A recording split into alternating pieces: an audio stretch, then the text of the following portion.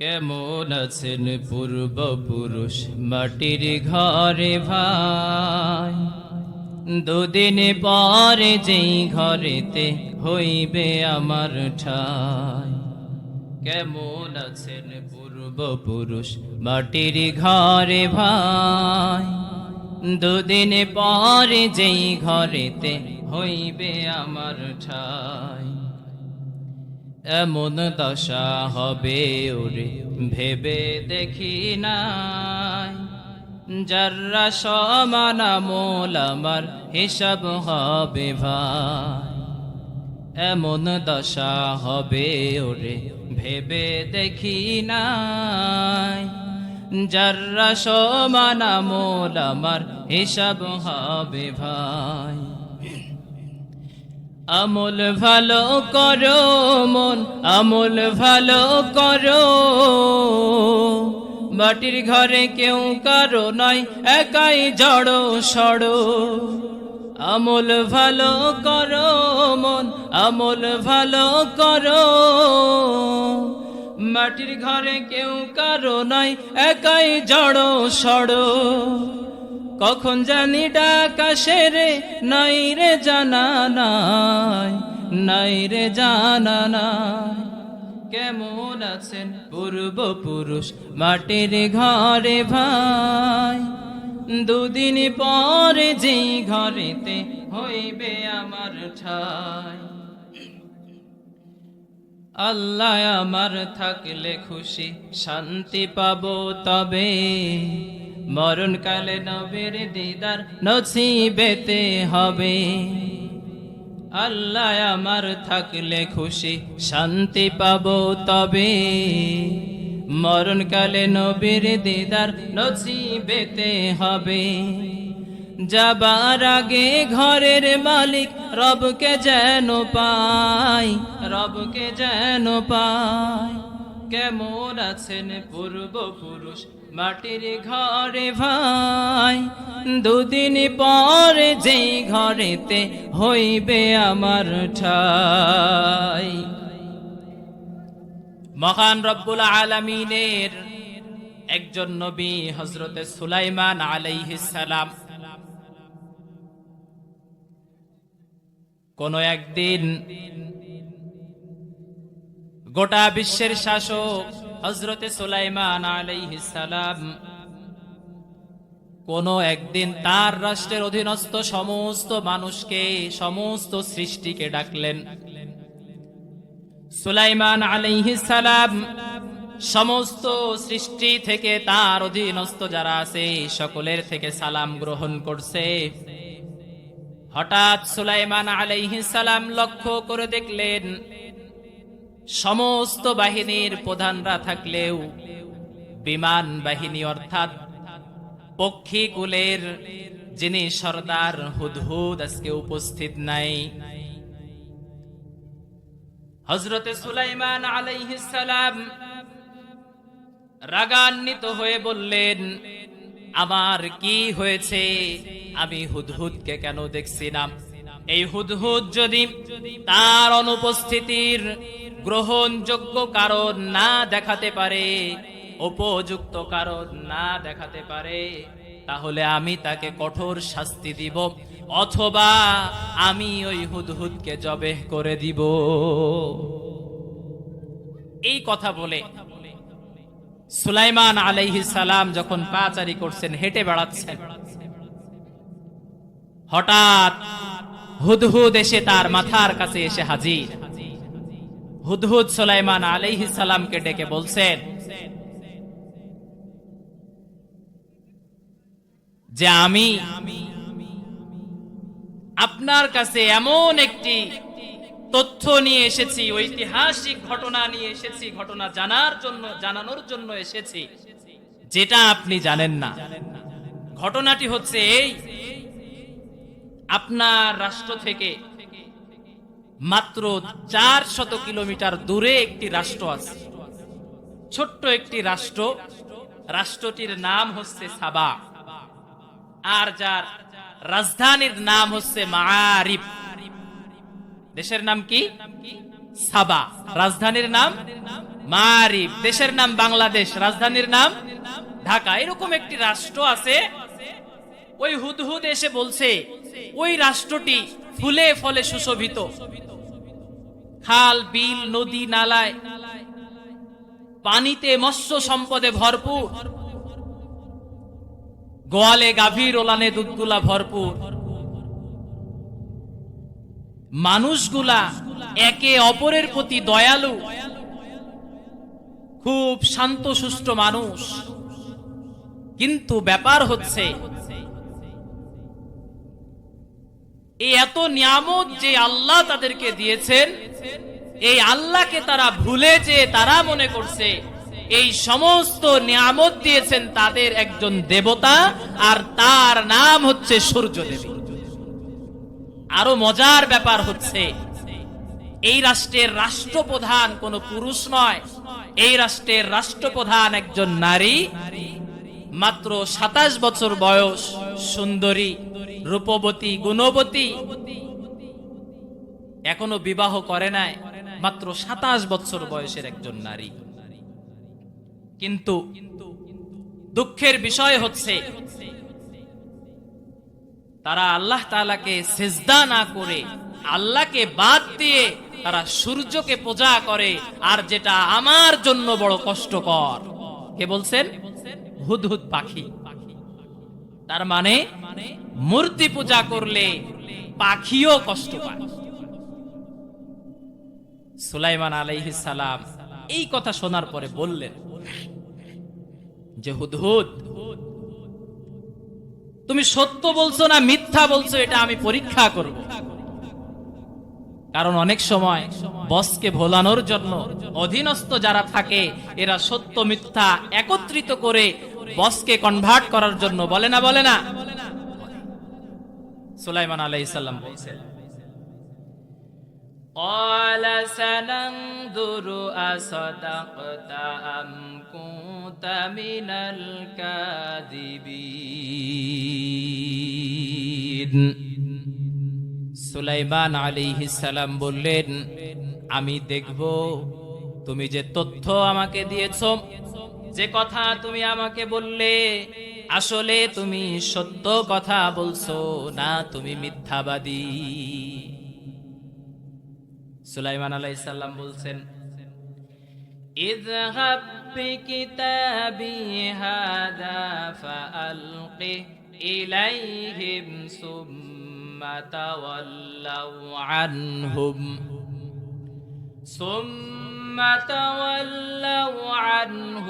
ফানজুর মাযা ইয়ারজিউন। সুলাইমান আলাইহিস সালাম বলছেন, ইযহাব বিকিতাবি, তুমি আমার একটি চিঠি এখান থেকে নিয়ে যাও। নিয়ে যাওয়ার পরে তুমি এই চিঠিটি ওই রাষ্ট্রের মন্ত্রীদের অথবা রাষ্ট্রপ্রধানের উপরে নিক্ষেপ করবে, আর এই নিক্ষেপ করার পরে তুমি নিরাপদ স্থানে চলে যাবে, আর লক্ষ্য করবে চিঠি পাওয়ার পরে ওই জাতির প্রতিক্রিয়াটা কেমন হয়। সুলাইমান আলাইহিস সালাম ডেকে বললেন, হুদহুদ, যদিও তোমার উপরে আমার রাগ প্রচুর, কিন্তু আমার এই ভূখণ্ডে হুদহুদ তো একজনই। আমি চাই না পরিচিত কারোর কাছে তোমাকে ধরা খাইয়ে দিতে। তোমার ক্ষতি হয়ে গেলে, তুমি ধরা পড়ে গেলে আমার এই রাষ্ট্রের বড় ক্ষতি হয়ে যাবে। কারণ হুদহুদের বড় মর্যাদা আছে। আল্লাহ রাসূল সাল্লাল্লাহু আলাইহি ওয়াসাল্লাম 4টি প্রাণী মারতে নিষেধ করেছেন। কয়টি প্রাণী? কথা বলেন, কয়টি প্রাণী? 4টি। তার ভিতরে হুদহুদ একটি।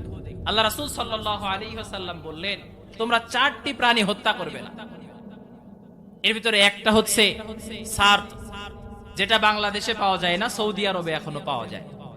দ্বিতীয়টি হচ্ছে আল্লাহ রাসূল সাল্লাল্লাহু আলাইহি ওয়াসাল্লাম পিপিলিকা মারতে নিষেধ করেছেন। তৃতীয় নাম্বার, আল্লাহ রাসূল সাল্লাল্লাহু আলাইহি ওয়াসাল্লাম ব্যাঙ মারতে নিষেধ করেছেন। ব্যাঙ যেটা করে এটা আমাদের উপকারের জন্য করে, সুবহানাল্লাহ। চতুর্থ নাম্বার, হুদহুদ মারতে আল্লাহ রাসূল সাল্লাল্লাহু আলাইহি ওয়াসাল্লাম নিষেধ করেছেন।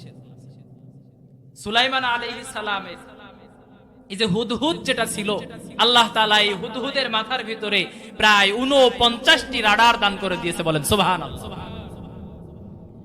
হযরতে সুলাইমান আলাইহিস সালামের হুদহুদের যে বৈশিষ্ট্য ছিল, মরুভূমির ভিতরে উড়ে যাইতো, আর ওই হুদহুদ যেখান দিয়ে উড়ে যেত, মাটির নিচে কোন জায়গায় খনিজ সম্পদ আছে হুদহুদ তা টের পেয়ে যেত।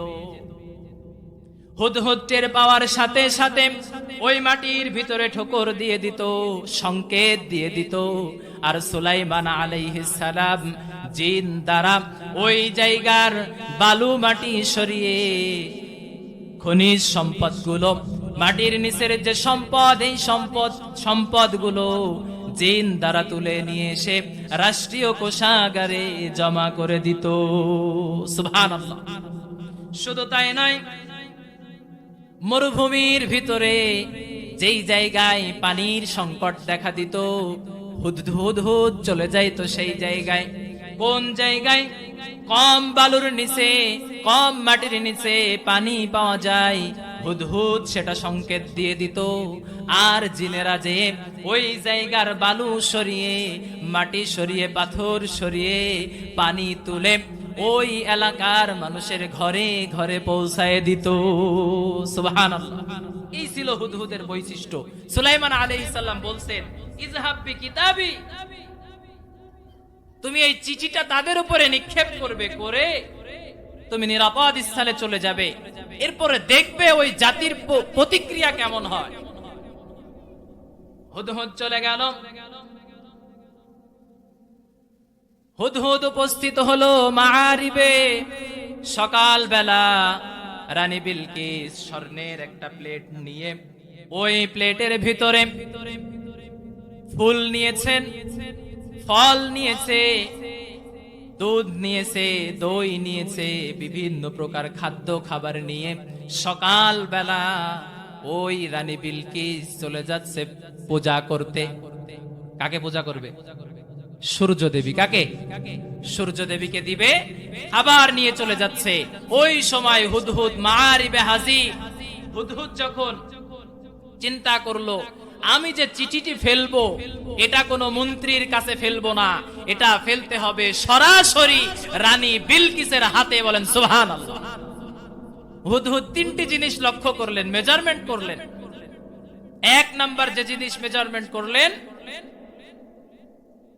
যে বাতাসের গতিবেগ কত আছে।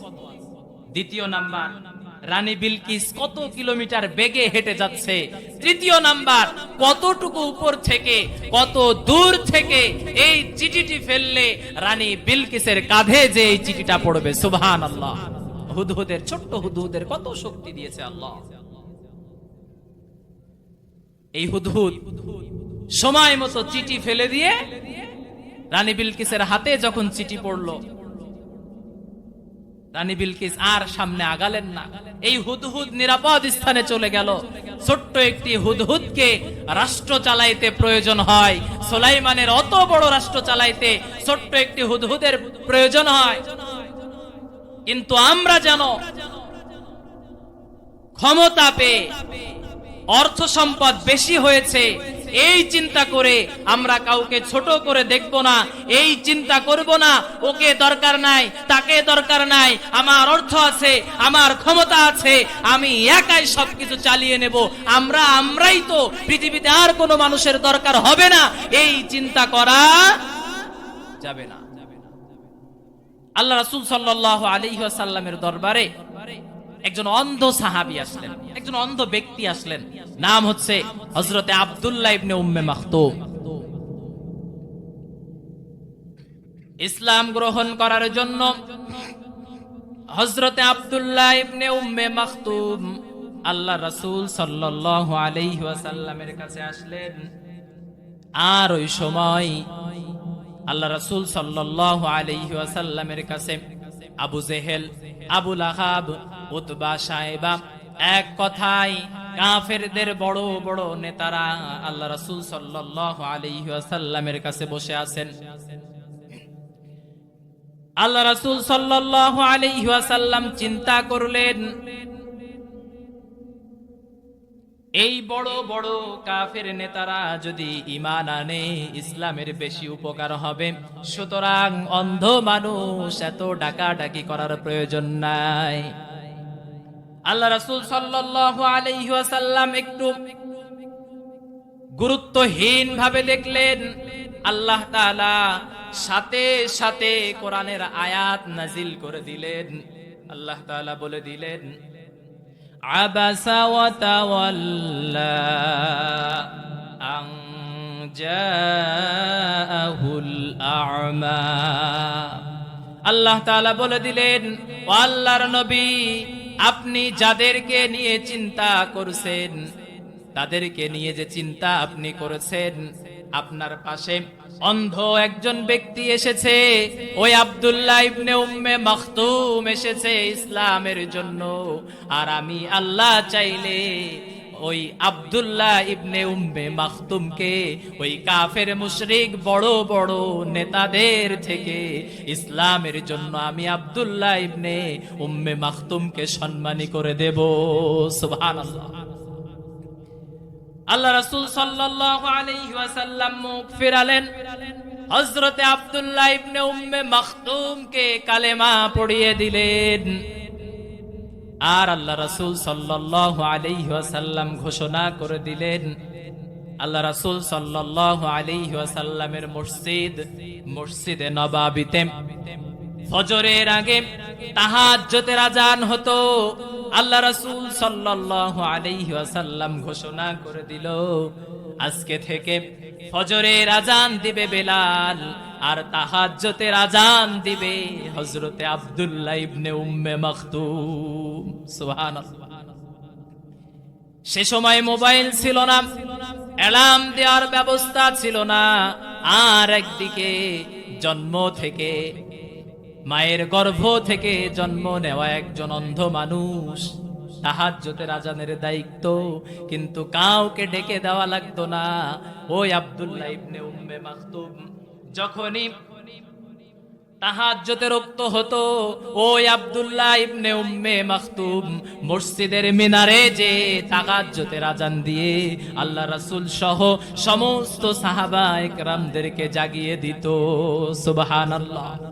শুধু তাই নয়, রাসূল সাল্লাল্লাহু আলাইহি ওয়াসাল্লাম যখন যুদ্ধে যেতেন, ওই আব্দুল্লাহ ইবনে উম্মে মাখতুম আল্লাহর রাসূল সাল্লাল্লাহু আলাইহি ওয়াসাল্লামের পরিবার সহ সাহাবা একরামের পরিবারের দায়িত্ব নিয়ে নিতে। বদরের যুদ্ধ যখন শুরু হবে, আল্লাহ রাসূল সাল্লাল্লাহু আলাইহি ওয়াসাল্লাম ঘোষণা দিলেন, আজকের এই যুদ্ধে বদরের ময়দানে যারাই উপস্থিত হবে সকলেই জান্নাতি, সে হোক শহীদ বা গাজী, সমস্ত মানুষ হবে জান্নাতি। আব্দুল্লাহ ইবনে উম্মে মাখতুম মাজার ভিতরে বেল্ট পরা শুরু করলেন, তরবারি হাতে নিয়েছে। আল্লাহ রাসূল জিজ্ঞাসা করলেন, ও আব্দুল্লাহ ইবনে মাখতুম, তুমি কোথায় যাবে? আব্দুল্লাহ ইবনে উম্মে মাখতুম ডাক দিয়ে বললেন, আল্লাহর রাসূল, আমি আব্দুল্লাহ কোরআন বিজয়ের জন্য, ইসলাম বিজয়ের জন্য জিহাদের ময়দানে যাওয়ার জন্য রাজি হয়ে গেছি। আল্লাহ রাসূল সাল্লাল্লাহু আলাইহি ওয়াসাল্লাম বললেন, ও আব্দুল্লাহ ইবনে উম্মে মাখতুম, তুমি অন্ধ মানুষ, কেমন করে জিহাদের ময়দানে যাবে?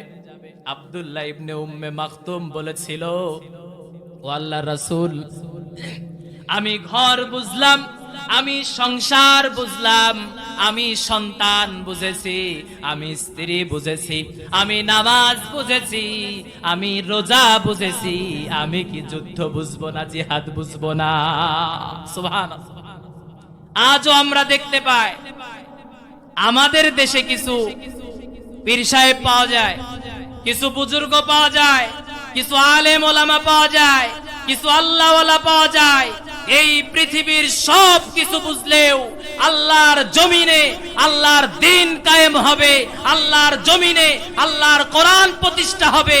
এই কোরআন প্রতিষ্ঠার কাজে তাদেরকে পাওয়া যায়। সব কিছু বোঝে, আল্লাহর কোরআন প্রতিষ্ঠার জন্য আল্লাহর জমিনে কাজ করতে হবে, এটা তারা বোঝে না। হাদিয়া পেয়ে তারা ঠান্ডা হয়ে যায়।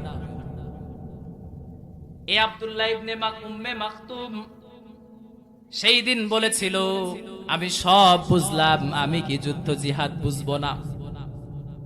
এজন্য আমরা যত টাকা পয়সার মালিকই হই না কেন, ক্ষমতা যতই থাকুক না কেন, কোন মানুষকে ছোট করে দেখার সুযোগ নাই। আল্লাহ তাআলা আব্দুল্লাহ ইবনে উম্মে মাকতুমের তামান্নাকে কবুল করে নিলেন। সাথে সাথে আল্লাহ তাআলা আয়াত নাজিল করে বলে দিলেন, লাইসা আলাল আ'মা হারাজুন ওয়ালা আলাল আ'রাজি হারাজ। আল্লাহ তাআলা বলে দিলেন, রুগ্ন ব্যক্তি, অন্ধ ব্যক্তি, শিশুদের জন্য জিহাদ নাই। সুবহানাল্লাহ। আল্লাহ রাসূল সাল্লাল্লাহু আলাইহি ওয়াসাল্লাম ডেকে বললেন, ও আব্দুল্লাহ ইবনে উম্মে মাকতুম, তোমার তামান্নাকে আল্লাহ তাআলা কবুল করে নিয়েছে। তুমি জিহাদের ময়দানে গেলেও জান্নাতি, তুমি জিহাদের ময়দানে না গেলেও জান্নাতি। সুবহানাল্লাহ। তামান্না থাকতে হবে, ঈমান থাকতে হবে। ঈমান না থাকলে তো এগুলো পাওয়া যাবে না। তারা দুনিয়া থেকে জান্নাতের সার্টিফিকেট পেয়েছিল, কি কাজ তারা করেছে। এরপরে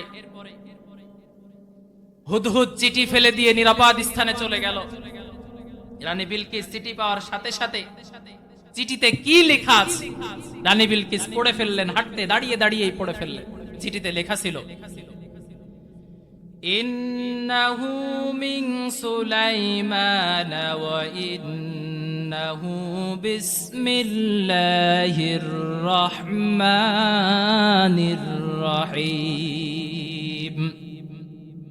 নিঃসন্দেহে এই চিঠি হযরতে সুলাইমান আলাইহিস সালামের পক্ষ থেকে।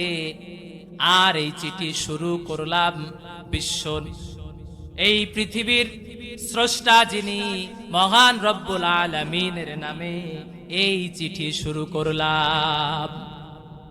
অত কথা বলার সময় নেই, সুলাইমানের নামে শুরু করলাম। কার নামে? আল্লাহর নামে। এই যে বিসমিল্লাহির রহমানির রহিম ছোট্ট একটি আমল বলে যায়। আল্লাহ রাসূল সাল্লাল্লাহু আলাইহি ওয়াসাল্লাম বলছেন, কোন ব্যক্তি যদি প্রত্যেক ফরজ নামাজের পরে 19 বার বিসমিল্লাহির রহমানির রহিম পড়ে, আল্লাহ রাসূল সাল্লাল্লাহু আলাইহি ওয়াসাল্লাম বলছেন, জাহান্নামের যে 19 জন পাহারাদার ফেরেশতা আছে, একজনও তার কিছু করতে পারবে না। সুবহানাল্লাহ। আমরা পড়ব ফরজ নামাজের পরে 19 বার কি পড়ব? বিসমিল্লাহির রহমানির রহিম। শুধু তাই নয়, আল্লাহ রাসূল সাল্লাল্লাহু আলাইহি ওয়াসাল্লাম বললেন, আমরা যে হাউজে কাউসার চাই, এই কাউসার যেই জায়গায় থাকবে তার যে তালা থাকবে, আল্লাহ রাসূল সাল্লাল্লাহু আলাইহি ওয়াসাল্লাম বললেন, এই তালার চাবি হবে বিসমিল্লাহির রহমানির রহিম। সুবহানাল্লাহ। তাহলে বিসমিল্লাহ বলা দরকার আছে না নাই? আছে না নাই? আছে। প্রত্যেকটা কাজের শুরুতে আমরা কি বলবো? বিসমিল্লাহির রহমানির রহিম, বিসমিল্লাহ বলবো। কারণ আল্লাহ রাসূল বলছেন, যেই কাজের শুরুতে বিসমিল্লাহ নাই, ওই কাজের শুরুতে, যেই কাজের শুরুতে আল্লাহর নাম না থাকে, বিসমিল্লাহ না থাকে, ওই কাজের লেজ কাটা, মানে ওই কাজ পরিপূর্ণ নয়। সুতরাং আমরা প্রত্যেকটা কাজের শুরুতে কি বলবো? কথা বলেন, কি বলবো? ঘর থেকে বাহির হওয়ার সময় বিসমিল্লাহ। জুতা পরছি, কি বলবো? বিসমিল্লাহ। জামা কাপড় পরছি, কি বলবো? এমনি ভাবে যখন বিড়িটা ধরাবো তখন কি বলবো? হ্যাঁ, বিসমিল্লাহ। এটা করা যাবে না। হারাম কোন জিনিসের সাথে কোন মুসলমানের সম্পর্ক থাকতে পারে না। তুমি ফতোয়া দিয়ে গাজার লিমিট তৈরি করে আস্থানা গেড়ে দরবারের নামে গাজার আড্ডা বসাবা, ওই রকম তামাশা এই দুনিয়ায় চলবে। ওটা হেদায়েতের রাস্তা হতে পারে না। হেদায়েতের রাস্তা একটা। যদি হেদায়েত পেতে হয়, যদি সঠিক পথের দিশা পেতে হয়, দুনিয়ার সমস্ত পথ, দুনিয়ার সমস্ত মত, দুনিয়ার সমস্ত দল বাদ দিয়ে মাথা নত করতে হবে কোরআনের কাছে। কথা বলেন ঠিক কিনা? দ্বিতীয় কোন হেদায়েতের রাস্তা নাই। চিঠি পড়ছেন রানী বিলকিস, আল্লাহ তাআলু আলাইয়া ওয়া আতুনি মুসলিমিন। এই চিঠি পাওয়ার সাথে সাথে তোমরা সকলে মিলে আমার কাছে চলে আসবে এবং তোমরা সকলেই একত্রিত হয়ে সবাই একসাথে তোমরা ইসলাম গ্রহণ করে মুসলিম হয়ে যাবে। সুবহানাল্লাহ। সুলাইমান আলাইহিস সালাম রানী বিলকিসের কাছে চিঠি দিলেন। রানী বিলকিস আর সামনের দিকে না গিয়ে মন্ত্রীদেরকে বললেন, প্রয়োজন হলে তোমরা পূজায় যাও, আমি আজকে আর মূর্তি পূজা করতে যাব না। সিকিউরিটি গার্ডদের নিয়ে উনি মন্ত্রণালয়ে চলে আসলেন। মন্ত্রীদের সকলকে আবার একত্রিত করে ওই যে পূজা করে নাচানাচি করে হৈ হুল্লা করে যখন আবার ফিরে আসলেন, রানী বিলকিস সকলকে একত্রিত করে বলছেন, তাদেরকে ডেকে বলছেন, قالت يا أيها الملأ إني ألقي إلي كتاب كريم। রানী বিলকিস বললেন, হে মন্ত্রী পরিষদ, আমার কাছে একটি মহা সম্মানিত চিঠি এসেছে। কি চিঠি এসেছে? মহা সম্মানিত চিঠি এসেছে। আর চিঠিতে কি লেখা ছিল সেটা তো আপনারা শুনেছেন। রানী বিলকিস বললেন, মহা সম্মানিত চিঠি। এই মহা সম্মানিত বলার তিনটি কারণ তিনি বর্ণনা করেছেন। এক নাম্বার কারণ হচ্ছে, আমি চিঠি পেয়েছি, কিন্তু চিঠি কে দিয়েছে, কে চিঠি এনেছে পিয়ন নাই, আমি চিঠি পেয়েছি।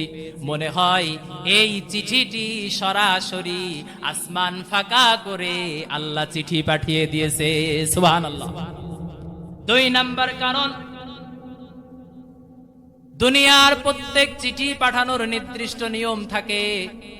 যাকে সম্বোধন করে চিঠি দেওয়া হয় তাকে একটু ভোলানোর জন্য কিছু কথা বলা হয়। তাহলে রানী বিলকিস তিন কারণে বললেন এটা সম্মানিত। তৃতীয় নাম্বার কারণ হচ্ছে, চিঠির মধ্যে আল্লাহর নাম আছে। সুতরাং যেই চিঠি যার পক্ষ থেকে এসেছে, যেই চিঠির প্রিয়ন পাওয়া যায়নি, অথচ যেই চিঠির ভিতরে আল্লাহর নাম থাকে, আর যেই চিঠি আল্লাহর নাম থাকে, যেই রাষ্ট্রপ্রধান আল্লাহকে চেনে, সে যখন চিঠি পেয়েছে, এই চিঠি সম্মান করা, এই চিঠি গুরুত্ব দেওয়া আমাদের জন্য দায়িত্ব, আমাদের সম্মান দেওয়া আমাদের কর্তব্য, আমাদের জন্য জরুরি। এই চিন্তা করলেন রানী বিলকিস।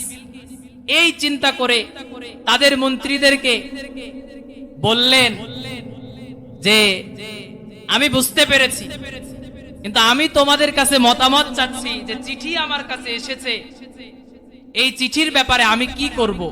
রানী বিলকিস ফতুয়া জানতে চাই। কি জানতে চায়? ফতুয়া জানতে চাই। আর আমাদের বিলকিসেরা দেশে থাকতে মাঝে মাঝে ফতুয়া নিষিদ্ধ করতে চাই। তো কথা ঠিক না বেটে?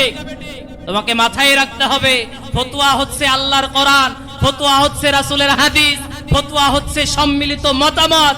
এটা নিষিদ্ধ কেউ করতে পারে নাই। কিয়ামত পর্যন্ত এই ফতোয়া নিষিদ্ধ করতে কেউ পারবে না। যারা নিষিদ্ধ করতে চাইবে এই পৃথিবীতে তারাই নিষিদ্ধ হয়ে যাবে। কথা ঠিক না বেঠি? রানী বিলকিস জানতে চাইলেন। ওই মন্ত্রীবর্গ বললেন যে, আমরা তো প্রতিষ্ঠিত, আমরা স্বয়ং সম্পূর্ণ, আমরা প্রতিষ্ঠিত, আমরা কেন কেউ একজন হুঙ্কার দিল আর আমরা তার কথা মেনে নেব? এটা হতে পারে না। তবে আপনি যে সিদ্ধান্ত নেবেন আমরা এটাই মেনে নেব।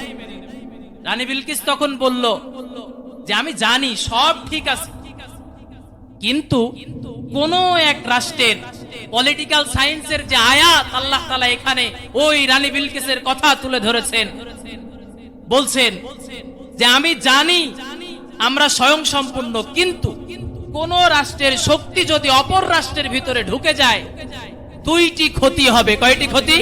কিয়ামত পর্যন্ত বোঝা যাবে এই রাষ্ট্রের অবস্থা কেমন, দুইটি আলামত দ্বারা।